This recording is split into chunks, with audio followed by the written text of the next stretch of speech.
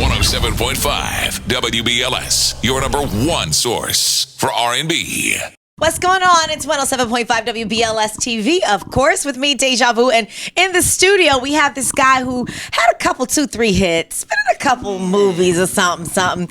New father again. And, you know, he's in here chilling, got a little bling about himself. Welcome to the studio, Neo. Hey. How you doing, my brother? I am good. I am beyond good. I am great. You are great. I am great. How many people could say that? I am in a great space. Love it. Well, what's been going on with you? Last time we talked to you, I don't remember what you were into at the time, but I know It was a while ago. Yeah, it's been a minute. So we've had a lot of change that's going on and everything. But a lot of change. Fill us in. We know that just a couple of months ago you said I do. Yes, indeed. How was that?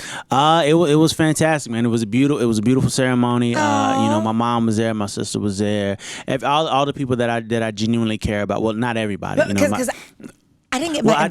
I sent it. You know, my invitation. Yeah. Once again, see, this is once again. Not once again. You know what? What happened? Because I sent the email and it got returned, and then I talked to the post office and I was like, "Yo, y'all messing up because y'all gonna get me in trouble with Deja. You got to make sure that she get hers." And they was like, "All right, don't worry about it." And then I guess when I left, they just kind of talked. I don't know what happened. They just threw it to the side. I don't know. Maybe we need to whatever. It's call all good. somebody, talk to somebody. At least I can live through the pictures, the memories, right? There you go. Yeah. Whatever. But no, it was a really nice ceremony. It was a fantastic ceremony. My kids, Maddie and Mason, were not there because, and this is so suck, but they're currently going to one of the best schools in Atlanta, and their orientation day was the day of my wedding. But they couldn't make an exception? Listen, I offered money. I even tried to pull the Neo card. I tried to pull the celebrity card. They were like, "Sir, don't you know who I am?" Sir, a lot of celebrities' kids go to this school. I'm sorry, they wasn't working. It wasn't working with me. But it's all good. It's all good. Okay. You know what I'm saying? Maybe we'll renew vows later on. Okay. And the kids will be there for that one. So it hurt at the time, but I couldn't be selfish and take my kids out of one of the best schools in Atlanta for them to be at the wedding. I couldn't do that. So you have Maddie and Mason and new to the brunch. SJ, Little Schaefer Jr. Little Schaefer Jr. Oh my gosh, he's so adorable. He is a cute little dude, and I think he knows it, which is going to be a problem later on. You know what I mean? I think he's aware of how he's gonna be a little handsome Mac he Daddy. is. I think so. I'm waiting for that hair to kink up. If he take after his mama, he gonna have good hair, which is just gonna be even more issue. Oh snap! You know what I mean? Well, let me not say good hair. I don't want to offend nobody. He's gonna have a finer. We all have good hair. Yeah. Right. Yeah, it's gonna be that. But I don't know. But now I'm loving it. I'm loving being married. I'm loving being a new dad. How is the daddyhood this time around? Does it change for you, or is it like a new thing? I don't know. My dad said that I made him a man when I was born because I was the first. But I see him differently with me and my sister. So how is it with each of the children? It's pretty much the same, man. I from the day that Maddie was born, the day that Mason was born, the day that SJ was born, the second you lay eyes, it's that instant I will rob, kill, steal, and die to make sure that you're okay. You know what I'm saying? It's that kind of love, and so SJ was no exception. I'm loving being a dad, man. That's kind of been my whole life for the last few months. That's why y'all ain't heard no music or nothing. We're like, where's I've been in husband and daddy mode for the last little minute. But I'm you're slowly still in but it. surely. Wait a minute, no, because before we went on, y'all, he was in here. Look at my baby on Snapchat. A pure dad. Man. He's adorable. Proud papa moments. I got to take advantage every chance I get. Right. Absolutely. I know that's right. But I am in the process of getting back in the studio. I'm recording some new music now. I got a lot of new things to talk about. That's what I was about to say. What's the inspiration now? Is it going to be you and your wife? Is it going to be stuff on the babies? Do you think of that do you hear music and everything when you see them or when you are going through things in the house and stuff? I do. The only issue with my kids is that there's so many different emotions in that it's hard to take that and put it in. Well, just everything that I feel for them. It's hard to put that in 3 minutes and 20 seconds. You know what I mean? If I like, let me do a 15-minute song, and then maybe I can get everything out that I feel about my children. You know what I mean? But I'm working on it right now. I'm in the process of getting it all together. I'm a little. Dare I say I'm a little rusty because I ain't been focused on it. It's like I love the music and I love my fans and much love to all of my patient fans that have been out there waiting on the new music. But for the last few months I haven't been Neo. I've been Schaefer. Sometimes I've been doing you the have Schaefer to thing. take time to do you. Yeah. That's what life is about. You have to be able to balance it out. Absolutely. And my true fans understand that and are patiently waiting. Like, all right, well, you just let us know when it's time and we right here with you. And I love y'all for that. So shout out to all the true Neo fans out out there. All right, Appreciate true y'all. Neo fans. All right, so let's see. Where are you going with the new album, or what direction? And also, are you going to be doing anything on TV anytime soon? Any reality? Any movies? There's a lot of things in discussion. Okay, I'll put it that way. I need to know a little bit of those. I don't want to. things. I hate to count chickens before they hatch. You know what I mean? And I hate to speak on things before they come all the way to fruition. I don't want to jinx anything. But there's a lot of things in discussion as far as TV and film. TV as in scripted dramas. Scripted, some reality stuff. There's a lot of. I thought you were into the reality thing. It's a lot of talks. Are you gonna be tossing drinks? Can we throw some drinks? Yeah, no. No, you Listen, didn't. I am not. I'm not for that type of reality. Right, I'm for reality. Meaning, if you're gonna follow me around with a camera, you're gonna get the real. We're not scripting nothing. We're not gonna pretend nothing. Right. If you really want to get the real from me, then you're gonna get the real. You know what I mean? That's how I operate. But so there's some stuff like that in talks. As far as LP7, again, I'm really trying to just figure out what it is I want to say this time around, what I want it to sound like. You know, a lot of things have changed. Because you say like I've already done that. No, I've already done that. I've already done that. Is it hard to try and come up with fresh stuff? Kinda, but on the other side of it is, you know, some of the things that I grew up listening to, the things that I grew up appreciating about music just aren't really being represented anymore. So it almost wouldn't be a bad thing for me to go back to some of the things that I've already done just because nobody's doing them. It's you know, we're losing legends. Prince, man. Listen, Yeah. listen. The toughness. I'm telling you. Son, yeah. When I heard that, I was like, oh my God, I've been listening to all the stuff. I've reordered albums. I'm like, oh my God, if I was your...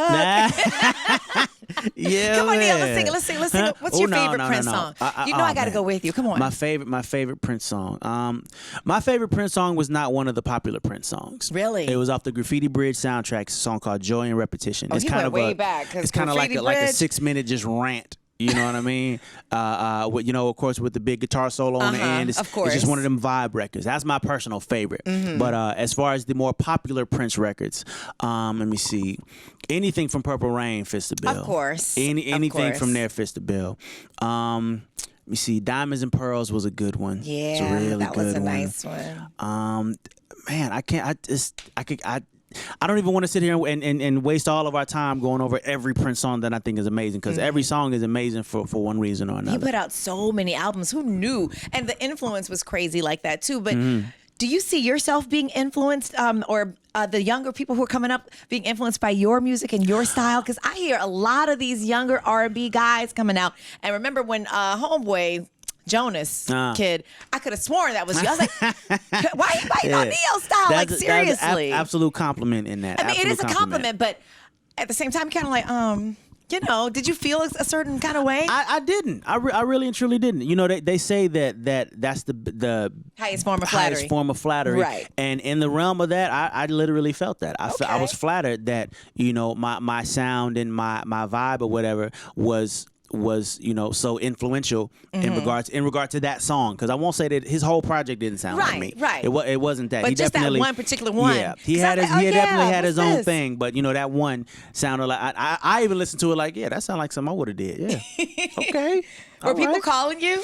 Oh yeah, all the time. What did they say? Hey, yo, the Jonas record, you did that. I'm like, no, I didn't do that. That wasn't me. but no, shout out to Nick. Quality dude with quality talent. Absolute. Good. All right, so let's talk real stuff here. I was looking at some things. I saw Manetta put out a book or whatever. She's been talking. Don't roll your eyes, Neo. This is a part of life. Rolling my eyes all over the place. But you know what? I'm too happy. I'm too happy. I'm in too much of a happy and positive place to concern myself with that. Are you all cool? Mm-hmm. I mean, I know you're co-parenting, but are you all speaking terms? We're co-parenting. Cool. We have to talk to each other because we have children, right? You know, and the children are the most important factor in this whole thing. Just as long as that doesn't get lost. No, that will never get lost. No, I am their father, she is their mother, and that will always be. And as long as we have children that need us, we will always be in contact with each other. Mm-hmm. But as far as comments and things about personal lives and bedroom lives and all that stuff, how do you feel? As long as we have children, we will always be in contact with each other. Okay, so we got the answer, y'all. We got the answer. All right, so moving ahead, I can't give that no shine. I can't. I feel you. I can't give that no shine because I get it. I'm too blessed. I'm too much in a happy place to even give any of that negativity any shine. But why do you think that's happening now? I don't know, and I don't care. I don't know, and I don't care. Okay, I just got married. I have a beautiful wife at home. I have 3 beautiful children. I'm happy. How did you guys meet? You and Crystal? Me and Crystal met. It was business. When I did the nonfiction album, I was going to shoot a short film in connection to the album, and I was going to cast her in the film. So we initially met on some, okay, well, let me sit in front of you, read these lines back to me, blah, blah, blah. Right. But in the process of that, we just hit it off. And mind you, I was single. I was single a whole year and a half before I met Crystal, and happily single. I wasn't looking for nothing. Weren't trying to settle down? No, not at all. I was enjoying the single life. And then, I hate to put it this way, but she swept me off my feet. She did. What? She did. She made me want something that at the time I didn't know I wanted. What quality made that happen? Or was it just a chemistry thing? Can you describe it? Because a lot of women want to know, like, okay, so brothers, this is what we need to do to get these guys or whatever. But see, that's the thing. You can't, it's not so much something that you can put a finger on. Right. It's got to be, because it's what's the word I'm saying?